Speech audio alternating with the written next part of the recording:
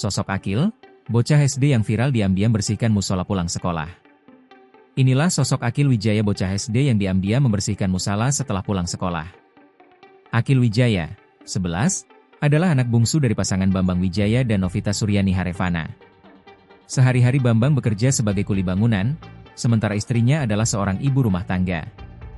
Keluarga Akil tinggal di rumah kontrakan yang tidak jauh dari sekolah.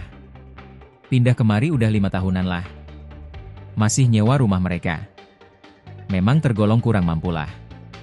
Satu lagi, ibunya juga seorang mualaf, kata Kepala SD Negeri 107.403 Cinta Rakyat, Rahma Purba, dikutip dari akun Diskominfostan_Deli Serdang, Senin, 22 September 2025. Sebelum Akil, yang rutin membersihkan musala itu adalah Abdullah dan Siti Fatimah yang merupakan kakak beradik. Abdullah dan Siti Fatimah adalah anak dari pasangan Isnaini dan Sri Wahyuni. Mereka membuka usaha barang bekas di rumah. Guru olahraga, Dede Surya Putra mengaku terkejut karena anak didiknya mendapat perhatian luas, termasuk pemerintah. Ia menerangkan, pada 2024, sekolah mereka menjalankan program ngaji gratis di musala setiap hari mulai pukul 14.30 hingga pukul 16 waktu Indonesia Barat.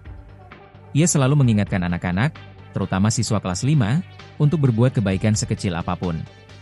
Sebelum video itu viral, Dede mengaku melihat Akil masih berada di sekolah setelah semua guru dan siswa pulang.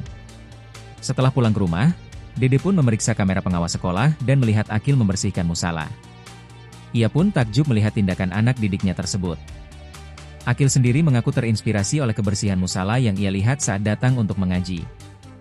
Jadi saya itu iri melihat mereka bisa rajin karena meja itu sudah tersusun rapi. Jadi saya inisiatif nyusun sendiri tanpa tahu orang ini, Abdul dan Siti, ucapnya. Di sisi lain, Rahma Purba menilai bahwa Akil melaksanakan kegiatan bersih-bersih tersebut dengan kesadaran sendiri sebelum siswa lain datang untuk mengaji. Download Tribun X sekarang, menghadirkan lokal menjadi Indonesia.